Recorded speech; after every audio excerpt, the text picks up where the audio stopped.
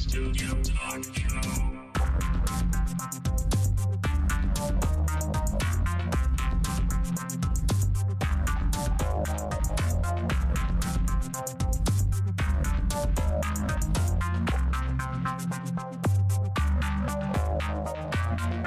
Visual Studio Talk Show. Bienvenue à une nouvelle émission du Visual Studio Talk Show, le podcast où on discute d'architecture logicielle avec la plateforme Microsoft. Je m'appelle Mario Cardinal et je suis accompagné de Guy Barrette. Salut, comment vas-tu, mon cher? Je vais très bien, plein d'énergie. Hey boy! Oui, écoute... Ça fait changement de la dernière fois. Hein? Je pense que tu avais fait une nuit de programmation. Oui, ça m'arrive à l'occasion. Ouais. J'ai dû couper au montage là, les ronflements. Puis, À ma connaissance, ça ne m'est pas encore arrivé de tomber endormi pendant... Mais c'était bien, hein? Tu étais moins alerte, là. Fait que notre invité a pu parler à sa guise. Fait tu as que pu là, poser quelques questions. Il a pu poser quelques... Fait que là, Éric, en tout cas, on va te souhaiter bonne chance. Notre invité, c'est Éric de Carufel. Bonjour. Ça va bien, Éric? Ah, ça va très bien. Moi aussi, j'ai plein d'énergie en ce moment. Là. Oui, hein? Écoute, aujourd'hui, on fait une émission sur la thématique conférencier, puis on veut aussi parler d'une conférence internationale qui est à Montréal au mois de février qui s'appelle Kung-Fu. Toi, tu m'as envoyé un email il y a quelques semaines en disant « Hey, les boys, ça serait le fun de pouvoir parler justement des conférences qu'on fait à Kung-Fu. » Parce que ça donne que nous trois, nous allons être conférenciers, puis il y a d'autres personnes aussi à Montréal qu'on connaît qui allont être conférenciers. Pour toutes sortes de raisons, la logistique faisait en sorte que juste Éric pouvait s'asseoir autour de la table ce soir. Comme je dis, j'ai plein d'énergie puis plein de disponibilité en plus, malgré tout ce que j'ai à faire en même temps. C'est quand même pas pire. Ils disent toujours, hein, si tu veux que quelque chose soit fait, demande à quelqu'un qui est déjà bien occupé, ça va être fait. Mais c'est vrai, on dirait qu'il y a des gens qui performent, puis il y en a d'autres que c'est toujours difficile. Il y en a que c'est ça, sur la pression ou sur la charge de travail. Ma femme est comme ça aussi. Elle, ça n'a rien à faire, elle fait rien. Ouais. Et quand elle a plein de choses à faire, c'est là qu'elle en fait le plus. Fait que c'est vraiment bizarre. Ouais. Ouais. On a deux modes. Ouais.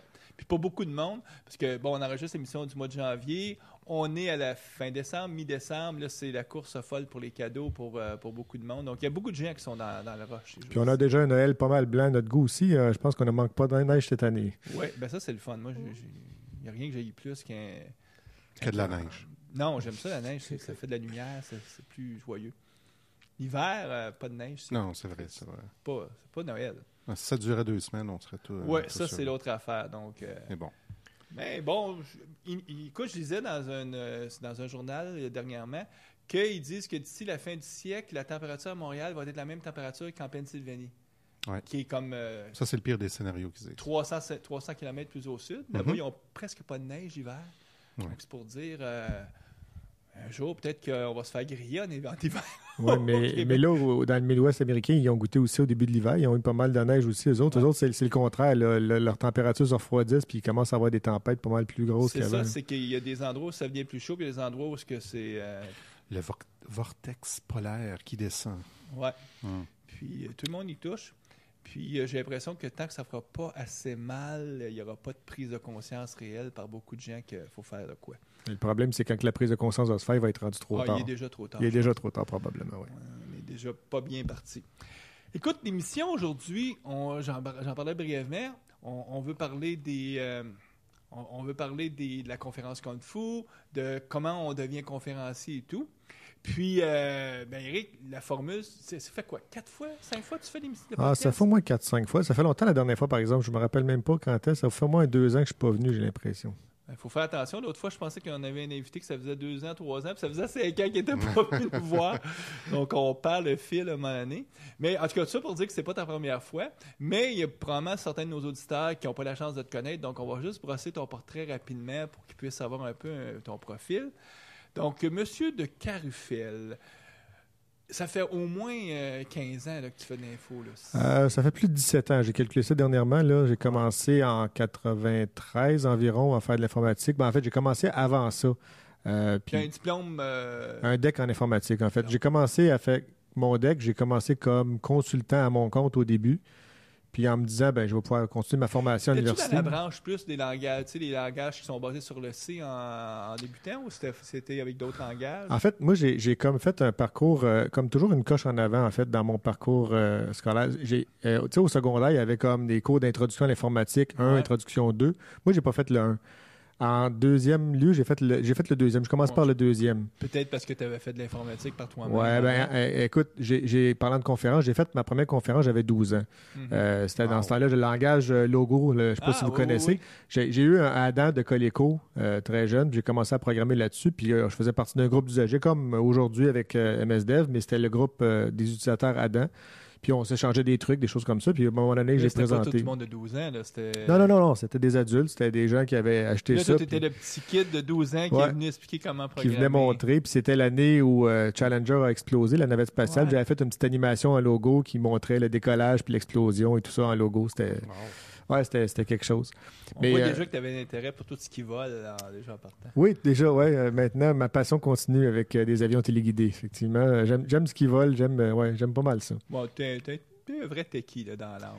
Oui, puis mon garçon a l'air à vouloir prendre mes traces aussi un petit peu, parce que lui, son dada maintenant, c'est la programmation des Lego Mindstorm. Fortement influencé par papa, je pense. Aidé aussi, puis influencé, puis il y a des idées bien à lui aussi. Ceux qui me suivent sur Google ou sur YouTube, j'ai posté une vidéo de mon garçon qui m'a souhaité bonne fête. Dernièrement, c'était ma fête, avec son Lego Mindstorm qui part du fond de sa chambre, qui s'en vient en avant de l'escalier, qui tourne vers moi, puis qui me chante la bonne fête avec la chanson de François Pérusse, Bonne fête avec des ballons, là. Ceux qui la connaissent un peu. Puis il retourne se parker dans sa chambre. Donc il a fait une petite programmation Lego pour faire ça vraiment le jour de ma fête. C'était vraiment spécial. Il y a pas mal de paires dans le nez, je pense, oui. Oui. Donc tu commences... tu finis l'école. Donc, quand tu disais que tu as un parcours toujours en avant, même aussi quand tu as fini l'école, tu as en fait, comme je disais, c'est que le premier cours d'introduction à l'informatique, on devait apprendre le BASIC à cette époque-là. Moi, j'ai fait mon projet de session en Pascal, en Turbo Pascal à l'époque. Puis, ça a toujours été comme ça. Après ça, au secondaire, on apprenait... justement le Turbo Pascal, j'ai commencé à apprendre le C, Turbo C et tout ça. Fait que j'ai toujours été comme une coche en avant dans mes formations. Fait que j'ai toujours été plus autodidacte que formé. Mais tu as été beaucoup, on peut dire que ta carrière est vraiment avec des technologies Microsoft. Oui, depuis les 10-15 dernières années, là, depuis le début de .NET, là, j'ai commencé avec la version 1.1. 1.0, j'étais encore en mandat dans des vieux mandats VB6, des choses comme ça, mais quand j'ai été libéré après ça, j'ai commencé tout de suite avec la plateforme .NET. Tu as fait la fin des années 90 du VB, VB6, donc tu as peut-être connu VB3, 4, 5... 3 plus moins, un peu moins dans ce temps-là, j'étais plus dans d'autres langages, j'ai fait du Clipper, j'ai fait du... Dataflex aussi, s'il y en a que ça leur dit quelque chose, c'est un vieux langage de base de données qui, je ne suis pas sûr qu'il existe encore aujourd'hui. C'était basé un peu sur les concepts de DBase, mais bon. Fait que j'ai fait du DBase 3, 4, Clipper. La suite, j'ai pas été dans Fox Pro tant que ça. Il y en a qui ont parti de la branche Fox Pro. Moi, j'étais plus après ça, tombé dans VB6. Puis là, arrive .NET au début des années 2000. T'embarques de plein fouet sur la plateforme. C'est-tu à peu près à cette époque-là que tu as commencé à t'impliquer dans la communauté des développeurs Microsoft à Montréal? Je ne sais pas trop comment j'ai entendu parler de la conférence du groupe d'usagers .NET, là, mais c'est arrivé, puis oui, c'est pas mal dans ces années-là. Je me rappelle plus à quelle année, mais c'est pas mal un début.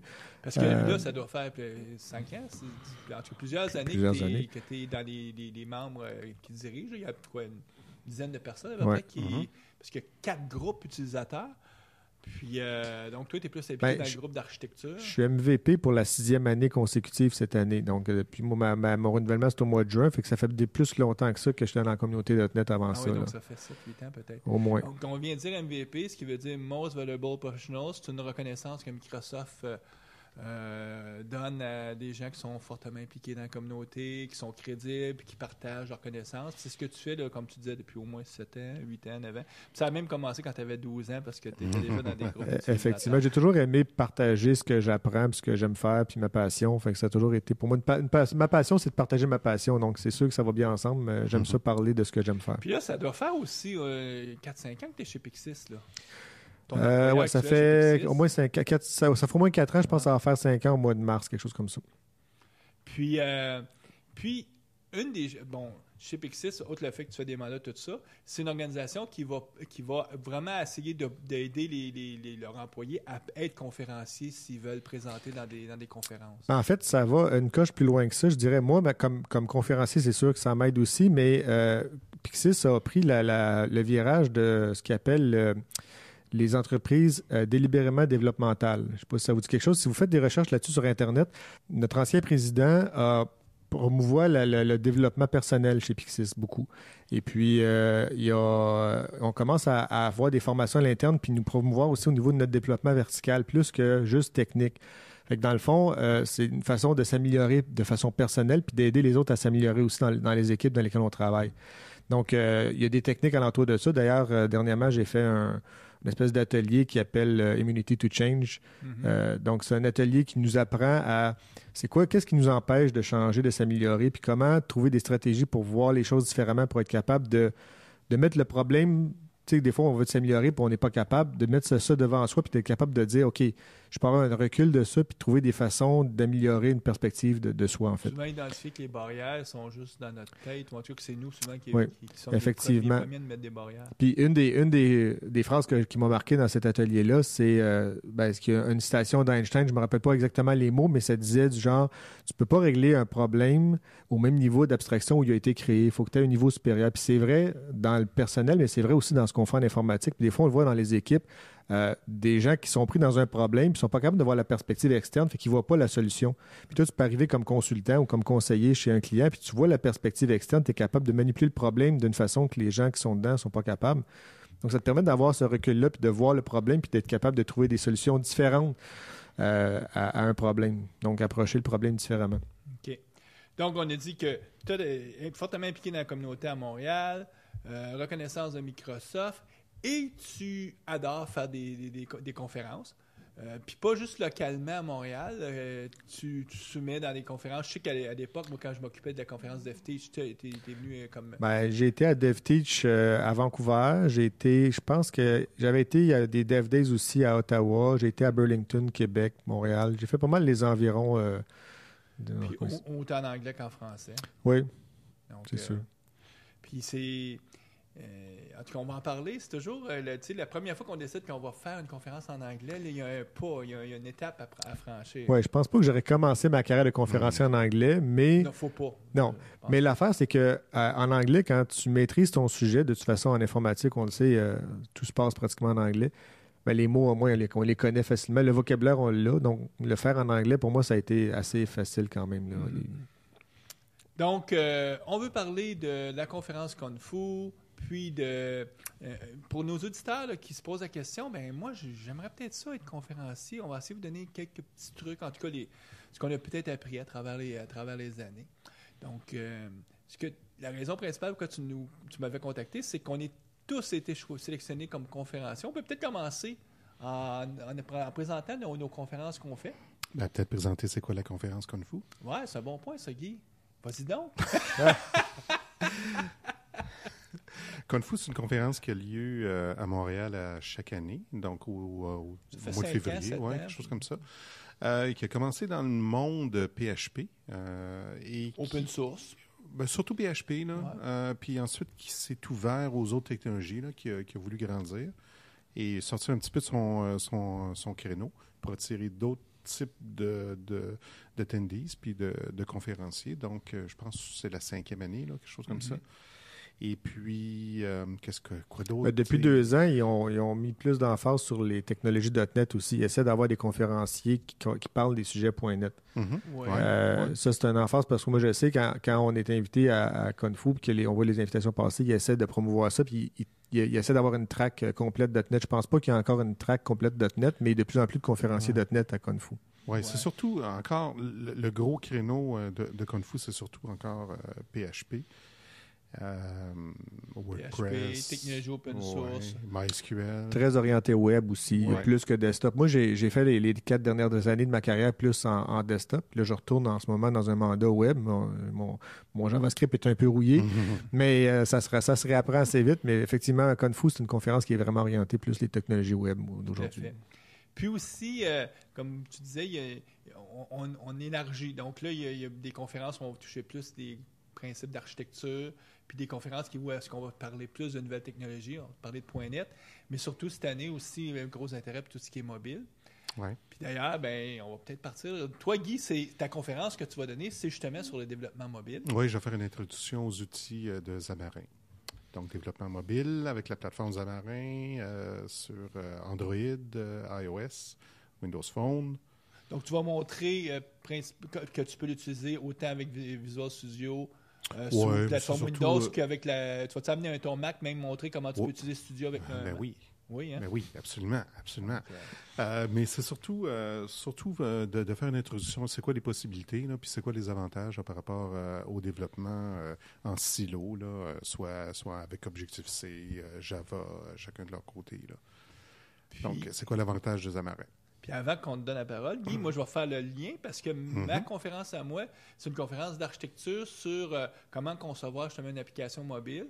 C'est un peu le cas vécu, là, ce que je fais avec mon entreprise Stingboard. Donc, je raconte un peu nos 18 mois passés, les différentes choses que j'ai appris ou que nous avons appris. Puis, essentiellement, pour peut-être aider les gens qui veulent développer une application mobile pour peut-être qu'eux autres puissent court-circuiter et aller plus vite au résultat. J'imagine l'architecture mobile, c'est pas traditionnel comme architecture, c'est un peu différent. Là.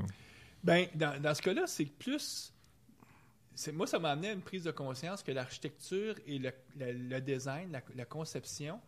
tu sais, si on prend un architecte dans le domaine des édifices, on ne pourrait pas imaginer un architecte qui est dans le domaine des édifices qui n'est pas capable à main levée au moins de faire un croquis. Parce que c'est le fondamental de leur métier, c'est aussi d'être capable de voir en 3 dimensions comment se positionnent les choses. Puis absolument, c'est des gens qui ont tout ce talent-là. Moi, je suis arrivé un peu à la conclusion que ça peut être difficile d'être un architecte si tu n'es pas capable au moins de faire tout du prototypage de l'expérience utilisateur.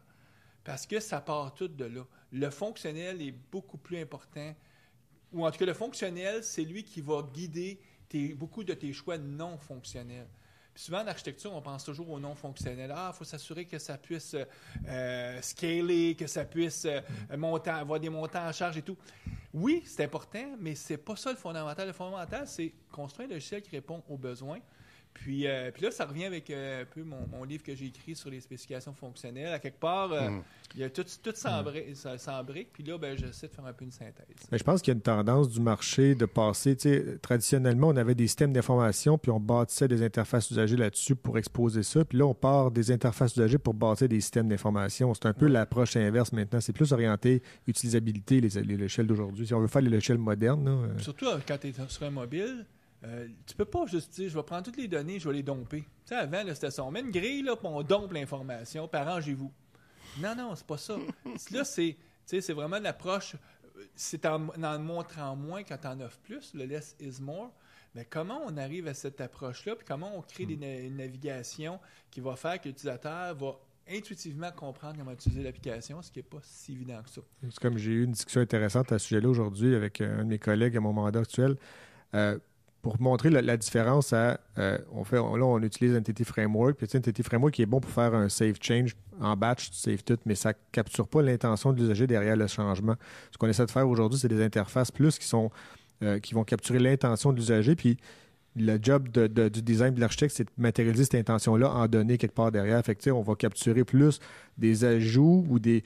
Par exemple, c'est un dossier, on va activer le dossier. On ne fera pas juste un save de dossier bête et méchant qui ne veut rien dire. On va dire on va l'activer, on va le déliter, on va faire des actions sur un workflow, sur des choses qui ont une intention derrière, plus que juste dire on sauvegarde des données. Dans le fond, c'est l'approche change. Puis le mobile aide ça aussi parce que tu es pogné avec une interface très limitée. Là, tu ne peux pas juste faire des saves, il faut que tu aies des actions. Il y a une grosse contrainte qui est que la connectivité, quoi qu'on croirait qu'elle est toujours là, c'est pas vrai.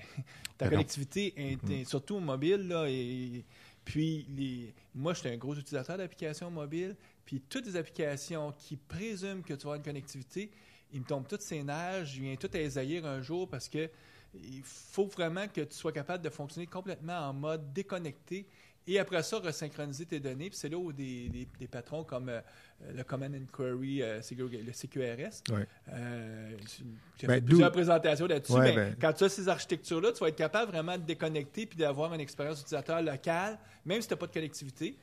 D'où l'idée, comme je disais, de capturer l'intention parce que peu importe la connectivité ou l'état de la donnée, l'intention reste bonne. C'est ça que j'expliquais aux développeurs aujourd'hui. J'ai dit, si tu es capable de capturer l'intention d'un utilisateur, mais vraiment, puis là, c'est très conceptuel, mais si tu captures son intention, peu importe l'état des données, si l'intention est bonne, tu es capable de faire quelque chose avec au niveau des données. Fait que c'est ça souvent, on se crée des fausses contraintes. Ah, il faut que les données soient tout de suite synchronisées sur le serveur. C'est pas vrai. Tu peux être déphasé de 24 heures souvent, puis personne ne s'en rend compte. Quand je commande et quand je vais voir les livres sur Amazon, que le nouveau livre qui vient d'être publié il y a 24 heures soit pas encore inscrit dans la BD d'Amazon, je ne sais pas, moi. J'en souffre pas. T'sais. On me montre que Amazon a à me vendre. Puis, donc souvent, ce décalage-là, on est resté beaucoup dans un monde qui était un monde un peu fictif, qui était à l'époque, je suis connecté, j'ai un gros tuyau avec ma BD, ils approchent 2/3. Oui, mais ça, c'est récent quand même dans le monde informatique parce que j'ai travaillé sur des vieux systèmes d'assurance, des systèmes batch avec les systèmes 400 et tout ça, puis c'était pas online. Il y en avait des bouts online, mais la plupart étaient en batch. Fait que tu faisais ta police d'assurance, mais tu avais le résultat juste le lendemain. C'est un bon point. C'est une fausse. On a cru, à partir des années 80, et surtout des années 90, qu'on serait capable de faire une abstraction puis de cacher ça. Puis ASP.NET, c'était le plus bel exemple. T'sais, on voulait nous cacher complètement qu'il y avait un réseau et tout. On dit, on va faire ça comme si c'était des formulaires en VB6. Puis bon, on a vu que ça n'a pas fonctionné parce que l'abstraction, elle avait toujours des fuites parce qu'il fallait toujours aller en arrière pour compenser. Ouais. Donc, c'est un peu une aberration qu'on aura vécue. C'est un peu comme le CEO de Microsoft qui, à un moment donné, dit, écoutez, il y était un jour dans l'histoire de l'humanité, une compagnie a possédé 95% des parts de marché des systèmes d'exploitation. C'était un peu une aberration, c'était anormal.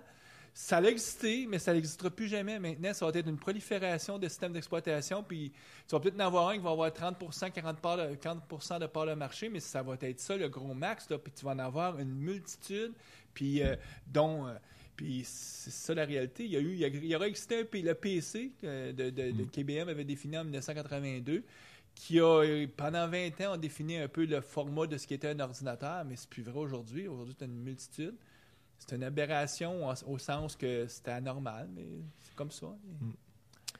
Donc, tout ça pour arriver à toi, et qu'est-ce que tu vas présenter? Moi, j'ai toujours un focus très code, très technique. Cette année, à Kung Fu, la conférence qui a été retenue, c'est Refactoring to Design Pattern. Quelque chose du livre de Kirievski? En fait, je m'inspire de plusieurs livres, aussi de Working with Legacy Code, des choses comme ça. Donc, c'est plusieurs inspirations qui font qu'aujourd'hui, moi, je m'intéresse beaucoup au refactoring parce que moi, je travaille beaucoup dans des entreprises où on travaille en mode agile. Puis le mode agile, c'est on essaie d'aller un peu plus vite, puis d'aller plus efficace, puis tout ça. Puis on entend beaucoup le terme refactoring. Et puis, souvent, quand tu présentes ça à ton PO, refactoring tout le temps, ils pensent, puis là, tu dis, on ne fait pas de feature, on fait du refactoring.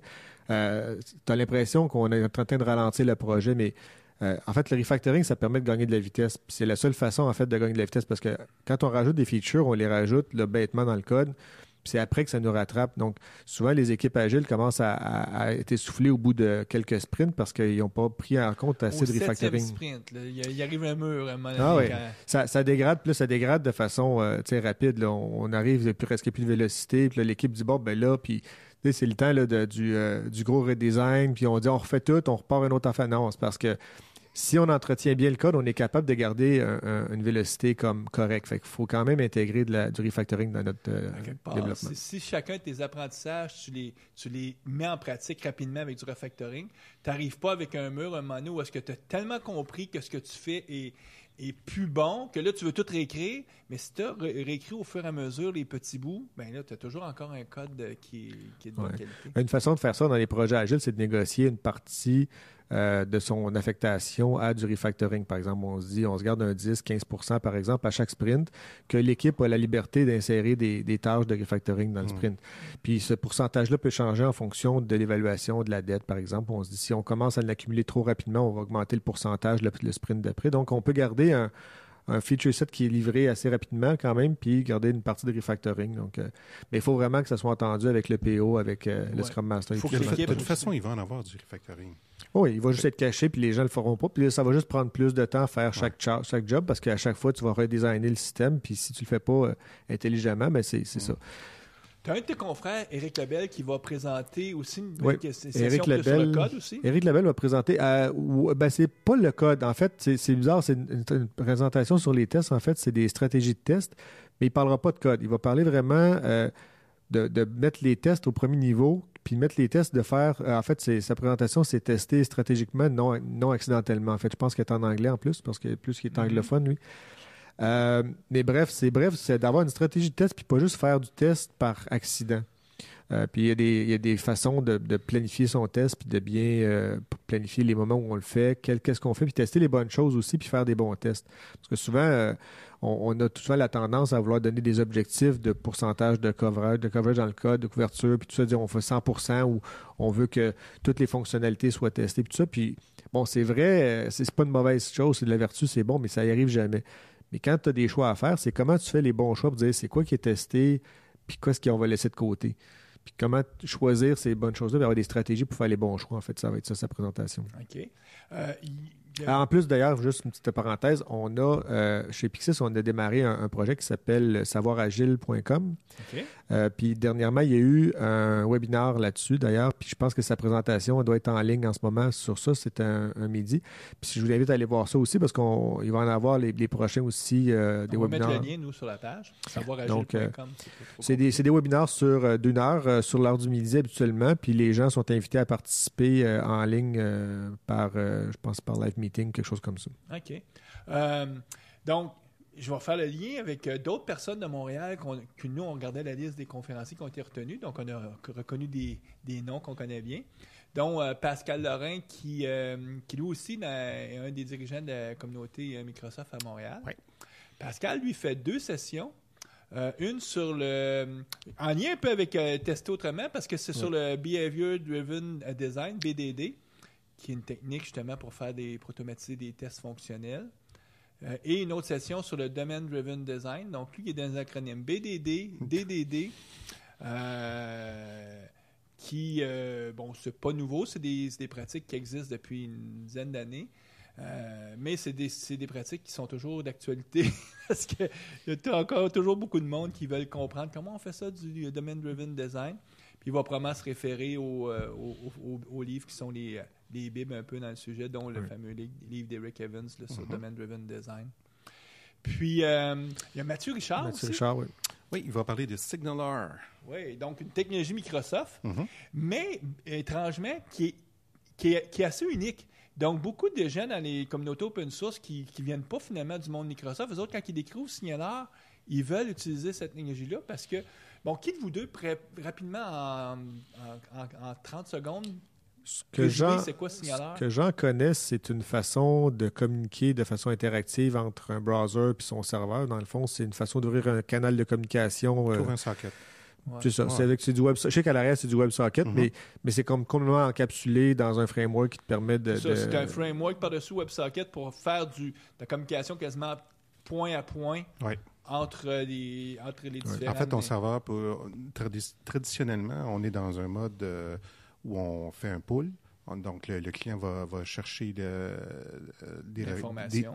l'information sur le serveur. Dans ce modèle-là, avec SignalR, le serveur, lui, peut aussi pousser de l'information à chacun des clients. Donc, ça évite, par exemple, moi, je sais que je parlais l'autre fois avec Dominique Marchand, qui est chez Radio-Canada, puis il me racontait qu'eux, un de ses gros projets, c'est les élections. On sait qu'il va y avoir des élections en l'année 2015, donc ils sont en train de se préparer parce que le jour des élections, mettons qu'il y a un petit peu de trafic sur le site de Radio-Canada parce que les gens veulent avoir les résultats live.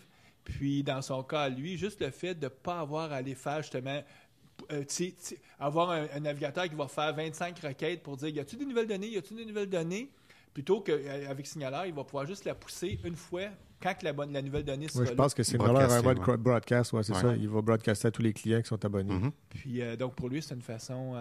Mais tout ça pour dire que SignalR est une technologie, un framework intéressant, puis il y a beaucoup d'intérêt, pas juste par la communauté des gens. C'est parce que c'est Microsoft, mais ça n'implique pas le langage comme tel de développement de Microsoft. C'est pas nécessairement associé au langage, ni à la plateforme de développement qui Visual Studio. C'est un framework qui a été déposé dans le domaine open source.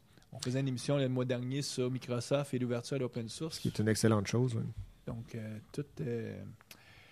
Ça fait le tour à peu près de ceux qu'on connaît qui... écoute, il y a à peu près une centaine de conférenciers, beaucoup de gens qui viennent de l'extérieur. C'est énorme, hein, Kung Fu. Je sais pas combien, je pense que c'est plusieurs milliers de personnes qui participent. Je me rappelle plus c'est combien. Je pense que c'est pas là. C'était l'hôtel Bonaventure ici, donc une grosse conférence. Puis c'est à la fin février. Donc, on va mettre nous autres le lien. Donc, n'hésitez pas à aller jeter un coup d'œil. Puis ça va m'amener à la deuxième partie de notre émission. Puis peut-être en racontant un peu comment nous, on a débuté à être conférenciers. Puis ça, c'est plus pour nos auditeurs qui se posent la question, disent, comment on devient conférencier? C'est-tu comme un privilège que quelqu'un te demande ou... je pense. Moi, en tout cas, dans mon cas, c'est que moi, j'ai décidé que je voulais conférencier. Donc là, j'ai approché. Puis c'était un monsieur Barrette dans une communauté .net. Je lui ai dit, hey, moi, j'aimerais ça présenter. Puis là, il m'a pris au mot. Ah ouais? Parce que c'est souvent ça. Si tu dis que tu aimerais ça présenter. Absolument. C'est parce que très rare qu'on te prend pour mot.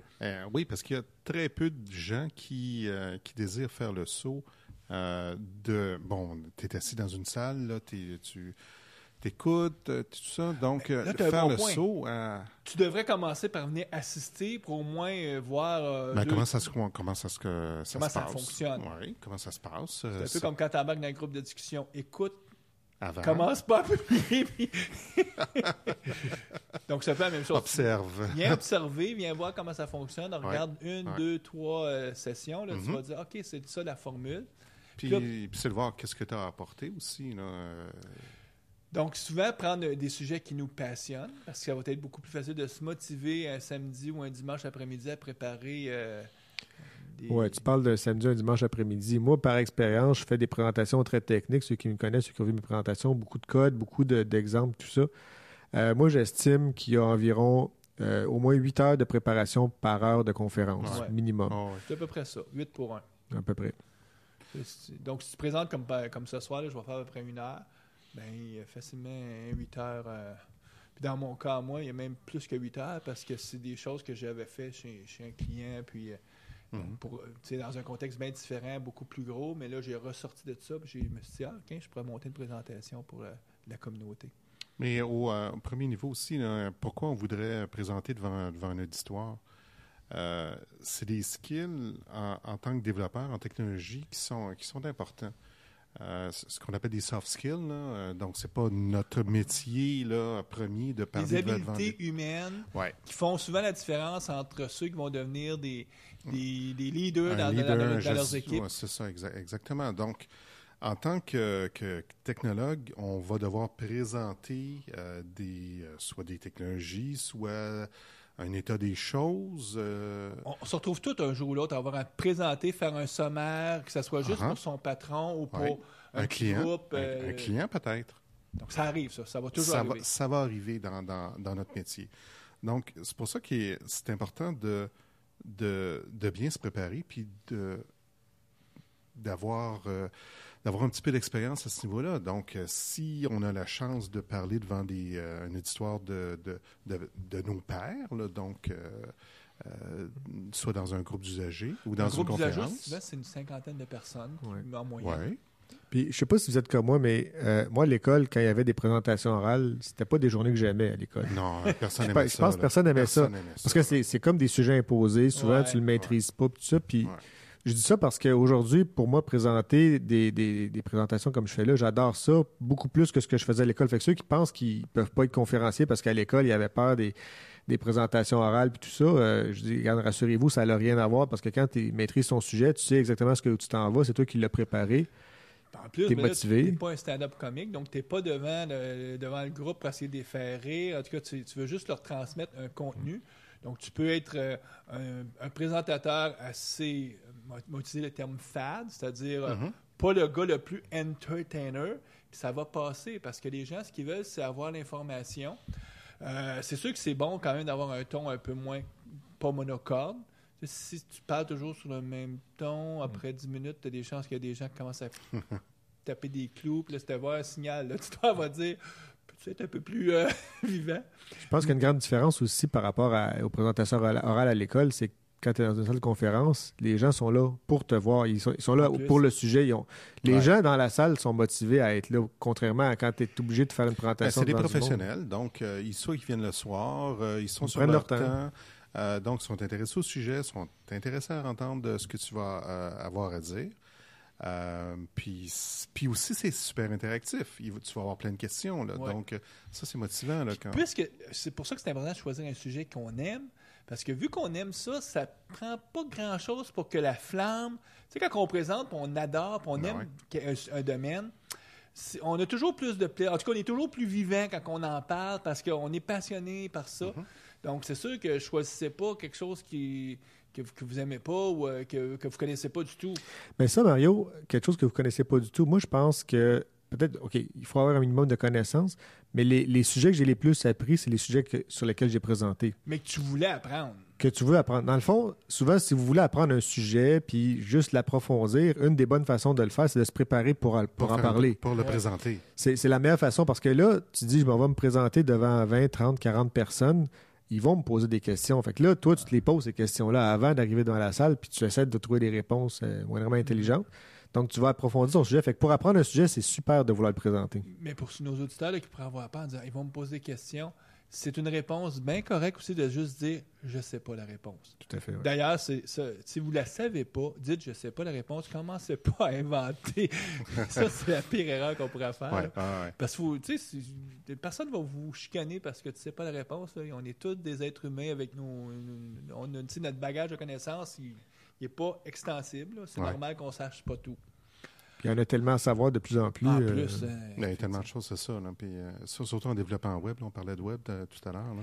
Donc, il y a tellement de choses. Quand on commence, souvent, c'est justement dans des communautés comme celle de Microsoft à Montréal, mais maintenant, il y a beaucoup de communautés avec l'avènement du service Meetup. Il y en a des communautés. Là. C'est ça. Donc, la première chose, c'est d'aller dans un groupe d'usagers, de voir comment ça se passe, comme on a dit tout à l'heure. De suggérer est-ce que je pourrais présenter tel sujet? Est-ce qu'il y a des sujets que vous aimeriez couvrir qui n'ont pas été couverts? Est-ce que vous cherchez un conférencier? Regardez un petit peu comment ça fonctionne. Vous allez peut-être avoir du feedback à ce niveau-là. C'est extrêmement rare que les gens vont vous refuser. C'est plutôt le contraire, comme tu as dit, Mario, tout à l'heure. Oui, viens-t'en, toi. Puis commencer de cette façon-là. Je pense qu'il y a moins de pression parce que c'est pas un éditoire payant. Mm-hmm. Donc, contrairement, par exemple, à une conférence. Là où les gens vont avoir payé pour assister, là, il y a un petit peu plus de pression parce que, s'il faut livrer, il faut vraiment livrer la marchandise. C'est l'autre étape. C'est un coup que tu as fait quelques présentations dans des groupes d'utilisateurs, souvent, là, tu vas te poser la question, tu dis, bon, j'aimerais-tu ça être conférencier, mais dans une conférence un peu comme Kung Fu où les gens paient. Puis là, c'est sûr que là, il y a des sélections des conférenciers. Oui. Puis, c'est la barre un peu plus élevée. C'est-à-dire que... Donc, on commence à regarder localement. Ben, peut-être même avant. Avant de regarder les conférences où les attendees doivent débourser, peut-être de regarder autour de la ville. Là. Tu parlais tout à l'heure, Éric, de Québec, du Vermont, de Ottawa. Peut-être juste étendre un petit peu... Absolument, c'est la façon... La deuxième étape, c'est ça. On va aller présenter dans un autre groupe utilisateur, mais à l'extérieur de notre ville. À l'extérieur de notre environnement, de notre zone de confort, parce que c'est des gens qu'on n'aura jamais présentés. Puis habituellement, les dirigeants des groupes, comme ici à Montréal, on connaît très bien les dirigeants du groupe du Vermont, les dirigeants d'Ottawa, de Québec, de Toronto, parce que veut pas, c'est comme les villes environnantes et il y a déjà des échanges entre ces groupes d'utilisateurs-là. Je vais peut-être juste revenir aussi, l'étape préliminaire aussi, si vous avez des équipes, avant de les présenter dans un groupe d'usagers, moi, souvent, ce que je fais, c'est que je vais présenter la conférence à mon équipe locale, avec des gens que je connais, avec qui je travaille tous les jours, puis ils vont me donner un super bon feedback sur comment améliorer la présentation avant de présenter devant un gros groupe. Fait que ça, c'est peut-être une étape zéro, je pourrais dire. C'est une espèce de dry run. Là, Donc, l'étape zéro. Après ça, l'étape 1, c'est les communautés locales. Étape 2, c'est à travers les échanges avec les communautés locales, mais des autres villes, d'aller... Puis encore là, puisqu'il n'y a pas tant que ça de conférenciers, ben les autres villes vont souvent être intéressées à vous recevoir. Absolument, oui. Ou sinon, si eux, leur cédule de l'année est déjà faite, ils ont presque tous les groupes utilisateurs ont toujours un événement annuel où est-ce que là, c'est comme un événement d'une journée. Je pense à l'époque des fameux Code Camp qui duraient une journée, où est-ce que là, ils vont chercher 10, 15 présentateurs dans la même journée. Donc, c'est assez facile de pouvoir s'imbriquer dans ces journées-là parce que il n'y a pas assez de présentateurs locaux pour couvrir la journée et ils cherchent des conférenciers. Et souvent, ces conférences-là, ça va se passer un samedi, donc ça donne le temps de voyager parce que c'est difficile d'arranger son horaire pour aller donner une présentation à Québec quand on travaille le lendemain. Donc, il faut arranger son horaire en conséquence, là, effectivement. Puis souvent, ces groupes d'usagers-là vont avoir du budget pour défrayer ton transport. Là, c'est ça. Souvent, ça va arriver. Donc, Ça, c'est un point important. Là. Dans les groupes d'usagers, t'es pas payé. On n'est pas payé, c'est du bénévolat. Donc, on partage notre savoir, notre passion, mais on n'est pas payé. Tu augmentes une certaine forme ta notoriété, si on peut appeler ça notoriété. Parce que souvent, ce que moi je fais maintenant, c'est toutes les présentations que je fais, ben j'ai publié aussi sur des sites de partage de présentations, comme Tu parles SlideShare. de ton PowerPoint. Donc, c'est ça, le PowerPoint, ou en tout cas, moi je fais plus des PowerPoint, mais le format quelconque de présentation, tu peux aisément le mettre en ligne. Puis il n'y a rien qui t'empêcherait même de t'enregistrer. Si tu veux le mettre sur YouTube, tu pourrais te mettre parce que tu pourrais avoir quelqu'un qui vient pendant que tu présentes te filmer. Tu peux même t'enregistrer et tu peux... Ça, c'est un bon point. Souvent, on se demande comment j'ai performé, est-ce que ça a bien été, tout ça. Avoir une petite caméra ou même faire la présentation, faire un dry run là, en entreprise là, devant ses collègues. On demande juste à quelqu'un de mettre la petite caméra. Si vous l'avez déjà fait, c'est dur. C'est dur de se voir faire. Oh. On a l'impression qu'on est meilleur qu'on est quand on se voit sur une vidéo, des fois. Mais des fois, c'est l'avantage de dire la réalité telle qu'elle est. Tout à fait. Parce que d'autres étapes, après ça, c'est les plus grosses conférences, je pense à Kung Fu, mais comme là, moi, je viens de soumettre, justement, il y a 2 semaines, il y avait un appel de candidature de conférenciers pour une nouvelle conférence que O'Reilly font des grosses conférences, Fluent, tout ça, et là, maintenant, ils mettent sur pied une conférence d'architecture. Puis j'avais reçu un email où on me disait, si ça vous intéresse de présenter et tout. Puis, bon, la session que je fais à Kung Fu, je me disais, ça serait peut-être intéressant. Mais donc, pour augmenter donc, c'est quoi quand tu veux présenter dans une grosse conférence, le titre est important. Ben, avant tout, là, il faut que tu regardes c'est quoi le... Qu'est-ce qu'ils cherchent? Qu'est-ce qu'ils cherchent, là? C'est quoi le focus de cette conférence-là? Si c'est une conférence autour du web, toi, tu soumets quelque chose autour d'une application, je sais pas moi, WPF desktop, t'es mort en partant. Premièrement, comment ça fonctionne, ces conférences payantes, là? Donc, ils font un appel aux conférenciers. Donc, ils vont ouvrir une page où ils vont envoyer un courriel. On cherche des conférenciers. Ils donnent une date limite. On a une date limite. Minuit le 9 octobre. Si tu es le 10 octobre à 1h du matin, quand même que tu serais le meilleur conférencier de la planète, c'était la règle. Ils ne passeront pas. Tu as passé tout droit. Ouais. Parce qu'on connaît ça, nous autres, des fois, des sollicités, puis on dit c'est vrai, il faut que je soumette pour cette affaire-là. Puis des fois, on se réveille le lendemain matin, puis on dit j'ai manqué le deadline pour. Puis bon, tout bad. Ouais, l'année dernière, j'ai manqué comme fou comme ça. Ouais. Je me suis réveillé, puis c'était la semaine dernière, la date limite. Puis d'ailleurs, c'est pour ça que souvent, ceux qui organisent des conférences vont solliciter dans les bassins en disant on vous rappelle, on a une conférence parce qu'ils veulent être sûrs que un bassin de conférenciers. Donc, le thème de la conférence, c'est quoi le focus de la conférence? Souvent, on va avoir des informations dans le courriel ou sur la page où on soumet nos sessions. C'est super important de bien comprendre cet aspect-là. Puis souvent, même sur le site, ils vont dire voici des règles. Prenez le temps de les lire et même, ils vont vous donner, voici des exemples de soumissions pour que tu puisses voir qu'est-ce qu'ils s'attendent, là, et comment eux, ils voient. Puis souvent, les exemples sont écrits par les gens qui sont ceux qui vont sélectionner. Ouais. Donc, si tu suis le format qu'il t'a demandé, c'est parce que lui, c'est probablement sa grille parce que L'évaluation. moi, je peux le dire, j'ai fait la sélection de conférenciers pour DevTeach pendant 10 ans. Moi aussi. C'est difficile de sélectionner des Non, c'est pas conférenciers facile. parce que, imaginez, là, tu as, mettons, de la place pour 15 conférenciers, puis tu vas recevoir 70 conférenciers qui vont te soumettre. Puis là, il faut que tu en choisisses 15 parmi 70. Comment tu fais ta sélection? Premièrement, tu as justement, comme Guy a dit, tu as des sujets que qui sont hot, que tu veux parler cette année. Puis souvent, même dans ta page, tu as dit, moi, on s'attend à voir des conférences, mettons, sur la mobilité. Bien, si tu soumets quelque chose sur la mobilité, déjà, tu pars plus gagnant que celui qui a soumis quelque chose sur Windows Form, une application de 2002. Là. C'est plus ça. Là. Parce que ces conférences payantes-là, pour que les gens sortent 1 000 $ pour aller voir la conférence, ils ne veulent pas apprendre des choses qui sont du passé, ils veulent apprendre des choses qui sont nouvelles. Mais si on regarde sur le site de Kung Fu, c'est bien indiqué que il y a des technologies qui datent peut-être, qui ne sont pas bleeding edge, mais ça prend ces technologies-là, il faut qu'ils soient incluses dans la conférence. Puis sur la page d'appel aux conférenciers, c'est très bien écrit. Là. Donc, c'est pas parce qu'on n'est absolument pas bleeding edge qu'on ne peut pas soumettre quelque chose. Là. Si on maîtrise notre sujet... C'est un bon point, parce que ces conférences-là, ils ont aussi une partie de leur auditoire qui sont des gens qui vont chercher des présentations qui sont plus d'introduction. Puis eux, ils savent qu'il faut qu'ils en présentent Faut des... qu'ils couvrent. Tu sais, toi, Eric, tu as présenté souvent la fameuse conférence Agile Tour qui est dans différentes villes. Oui, le top 5 des meilleures façons d'améliorer votre code qui roule depuis quelques années. Mais ça, c'est une conférence beaucoup plus avancée, mais dans ces conférences-là, tu as toujours le Agile 101 pour celui qui ne sait pas c'est quoi l'agilité mais qui se présente. Mais tantôt, tu parlais de Pascal Lorrain qui présentait des présentations sur DDD. Qui sont quand même des pratiques de développement logiciel qui sont fait des pas années, nouvelles, là, c'est ça, là. mais qui sont fondamentales. Il y a un besoin. Pourquoi il y a 2 de ces sessions qui ont été retenues? Il parle du fondamental.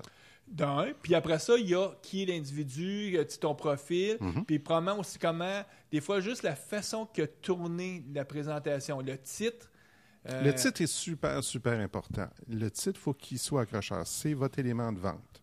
Le premier élément de vente, le titre. Oui, il faut qu'il soit accrocheur. Il ne faut pas qu'il soit long comme en plus finir, mais il faut quand même qu'il soit accrocheur. Puis il faut qu'ils disent, mettons, parce que on peut dire qu'il y a 3 grandes catégories de présentation. Puis là, peut-être que vous pourrez me confirmer, m'en donner d'autres, là, mais on s'entend, il y a la présentation qui est beaucoup plus. Je vais synthétiser un domaine de technologie, donc un peu comme une espèce de cours 101 sur, qu'est-ce qu'il faut savoir, mettons, sur Signaler. Puis là, c'est le type de présentation-là plus classique. Un autre type de présentation qu'on va avoir, qui sont les présentations beaucoup plus poussées, avancées, où est-ce que là, on va aller vraiment en profondeur, mais sur un point plus précis. Puis habituellement, ces types de conférences-là, ceux qui sont pas des jeunes, eux autres, c'est des conférences qui les intéressent. Puis le troisième, ce sont les espèces de cas vécus. Ou est-ce que là, on va raconter comment on a vécu, comment on a construit, par exemple, tel framework, pour un peu expliquer au monde, bien, regarde, dans la vraie vie, ça s'est passé comme ça. Comme moi, la conférence que je fais à Kung Fu, c'est un peu un cas vécu. Puis voyez-vous, je vais leur redonner la même conférence à Prairie Dev, une conférence qu'il y a dans l'Ouest canadien. Puis celui qui s'occupe de ça, quand il m'avait approché, il dit « Mario, moi, ça m'intéresse, il dit, je cherche des conférenciers qui peuvent arriver avec des cas vécus. » Puis ça, c'est encore plus difficile, parce que souvent, à cause des considérations de propriété intellectuelle, de légal, tout ça, on ne veut pas trop parler comment ça s'est passé. Puis puisqu'il y a beaucoup de projets qui ne sont pas si épatant que ça. En tout cas, à la fin, quand tu as cette fin de synthèse, tu n'es peut-être pas trop content de comment ça s'est passé parce que c'est jamais parfait. Donc, les gens sont souvent gênés de raconter comment ça a été. Et je pense que ces cas véhicules-là, ce qui est intéressant, justement, c'est que si ça n'a pas été parfait, parce que c'est là qu'on apprend des choses. Tu sais, si tu as eu des embûches et des choses à régler dans un projet qui était. C'est là que tu peux parler des pitfalls et tout ça. Mais ça prend un peu d'humilité. Parce que là, il faut dire, moi, je me suis trompé. Je me suis trompé. Voilà où je me suis trompé. Puis c'était peut-être évident pour tout le monde dans la salle, mais moi, c'était pas évident. Donc, je me suis trompé là. Puis, peut-être aussi le niveau des techniques des conférences, c'est important. Si vous avez déjà assisté à des événements Microsoft, vous avez peut-être vu un chiffre Ah oui, 100, 200, qui accompagne, 300, c'est ça, là, de 100 jusqu'à 400. C'est un chiffre qui accompagne les présentations, puis c'est le niveau technique. Fait que 100, on peut dire que c'est N'importe qui devrait être capable En fait, c'est du marketing. Ouais. Au niveau Souvent, technique... on appelle ça des présentations marketecture, c'est-à-dire on te vend une présentation d'architecture, mais en réalité, c'est de la vente de marketing. Ouais. 200, c'est un niveau de base. Là, Introduction. Technique, introduction, c'est ça. 300, ben, c'est plus avancé. 400, c'est le niveau, C'est très pointu. niveau expert. Si dans ta salle, tu as des débutants, tu les perds. Ouais. Ça, 100%. Donc, c'est super important d'avoir un niveau qui va selon l'attente aussi. Là. Donc, on a écrit un titre, on a écrit une description, mais là, il faut livrer le niveau technique là, selon ce qu'on a promis. Là. Autant il ne faut pas mettre un niveau 400 quand ça n'en est pas un. Autant c'est pas bon de mettre un niveau 100 puis d'arriver trop profond, tu perds du monde. Parce que l'autre affaire aussi, c'est que là, les gens qui se présentent à une session 400, eux, à la fin, ils vont t'évaluer. Parce que les grosses conférences, absolument, ils font des évaluations. Et si tu n'as pas livré la marchandise, en tout cas, c'est pas technique comme les gens s'attendent, ils vont mal t'évaluer. Puis là, ben, ta note ne sera pas si haute.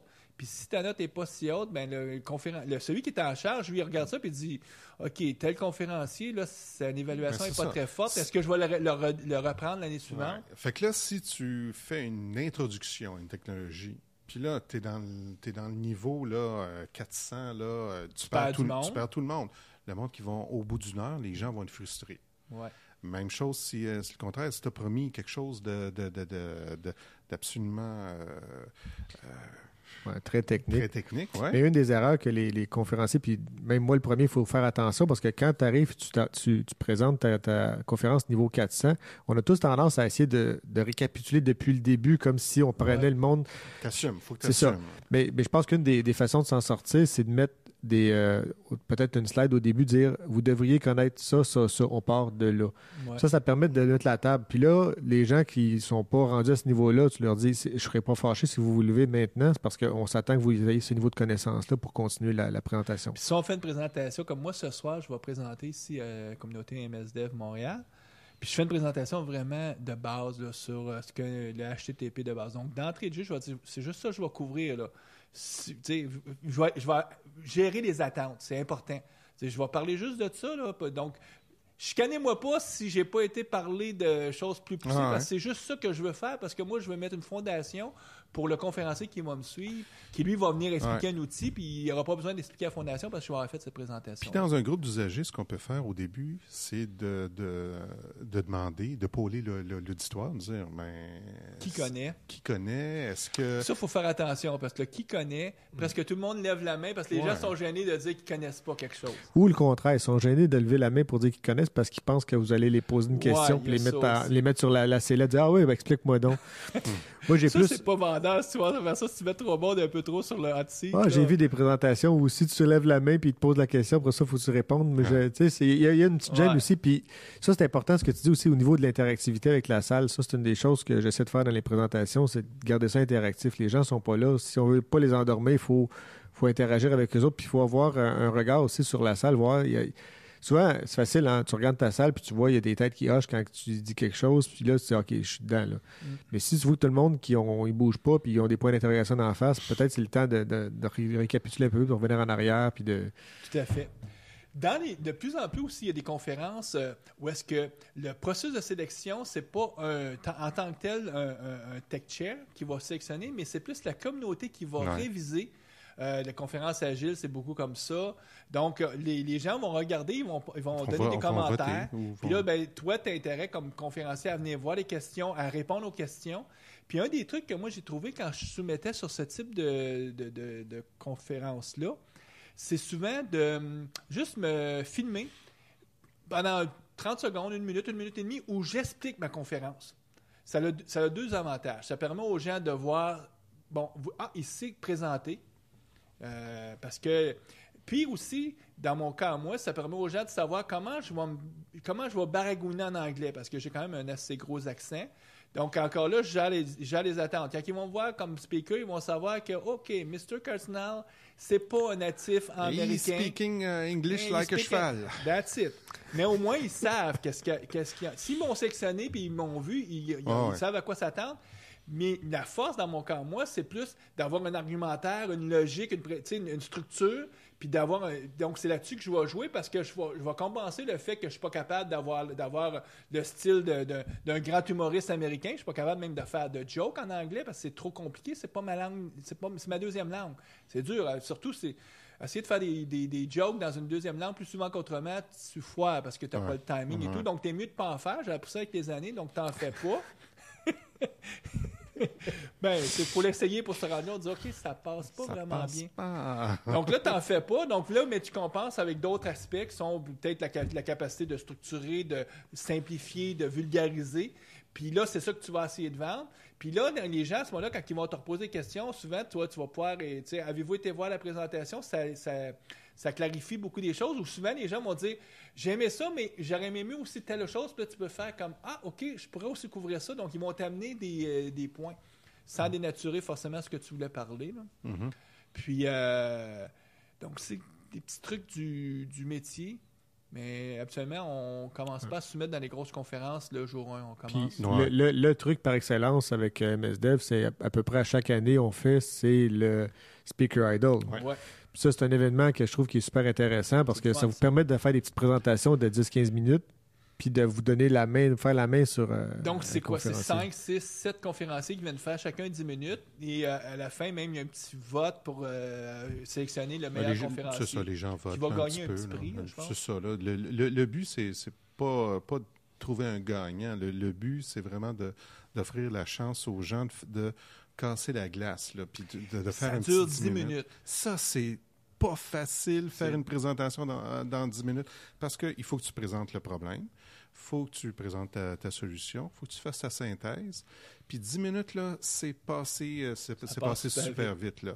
Mais ça te permet, si tu n'es pas sûr encore, de dire « OK, j'ai-tu la piqûre, j'ai-tu aimé ça? » ou finalement, c'est pas pour moi. Parce que souvent, on dit, ben là, je vais pas embarquer, présenter. T'sais, pour monter 1 heure de session, tu vas travailler 8 heures. C'est de l'investissement. 10 minutes, tu vas travailler 1 heure et demie. Donc, peut-être 1 heure et demie, parce que le fait que ce soit en si court, il y a un défi de synthèse. Mm-hmm. Mais ça te permet quand même, avec moins d'énergie, de pouvoir valider cet intérêt. Puis on parle du temps. Là. C'est important aussi de préparer le contenu en fonction du temps qui est alloué, de regarder, comme par exemple à Kung Fu, les sessions c'est 45 minutes. Mm-hmm. C'est court, 45 minutes. Ah ouais. C'est court, 45 minutes. On ne prépare pas 1 heure et demie de contenu là, pour 45 minutes. Là. Donc, faut regarder c'est quoi le temps qui est alloué, puis on se garde du temps pour des questions, d'interaction, tout ça. Parce que, une autre chose, si vous manquez de temps, il ne faut pas commencer à faire à la fin et passer les 8 ou 9 slides en 3 secondes chaque. T'es mieux de couper. Ça donne rien de passer vite. Ça fait juste te faire. Tu vas avoir une mauvaise évaluation parce que là, les gens ont l'impression que la fin. Que tu as mal géré ton temps. Tu vas comme prouver que tu as mal géré ton temps. Puis la fin est importante. Un peu comme un humoriste. La dernière joke, quand il quitte la salle, il faut qu'elle soit sur un high. Tu veux que le monde se lève et applaudisse. Toi, il faut que tu finisses aussi sur quelque chose qui est positif, qui va faire en sorte que pour les gens, il faut qu'il y ait vraiment pour ceux qui font de la programmation, on parle de closure quand on ferme notre code, mais il faut aussi fermer notre présentation. Écoute, je pense que ça fait le tour un peu. Hein? Ça fait le tour. Puis tu vois, Guy, j'étais en pleine forme, t'as pas eu beaucoup parler. Non, comme toujours, j'étais à somme du présent. C'est moi qui est tranquille aujourd'hui.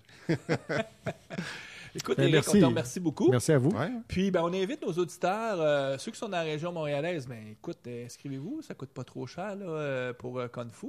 Puis ceux qui sont pas de Montréal, c'est peut-être une belle occasion pour venir apprécier la neige. Écoute, fin février, là... Quoi de mieux que Montréal au milieu février? C'est parce que, c'est fin février, c'est pas les milieux. Mais donc, fin février, déjà, tu as des chances qu'il ne fera pas moins 20, en tout cas, tu as des chances qu'il fasse un peu plus chaud.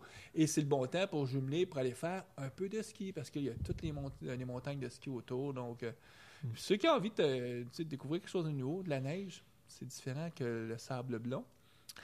Puis ceux aussi qui ont envie de s'essayer comme conférencier, on est toujours à la recherche de conférenciers. Donc, au groupe de MSDev, si vous voulez soumettre vos candidatures, on est ouvert à ça. Donc, sur ça, on va vous souhaiter bonne programmation. On va vous revoir en février. Au revoir. Au revoir. Bye.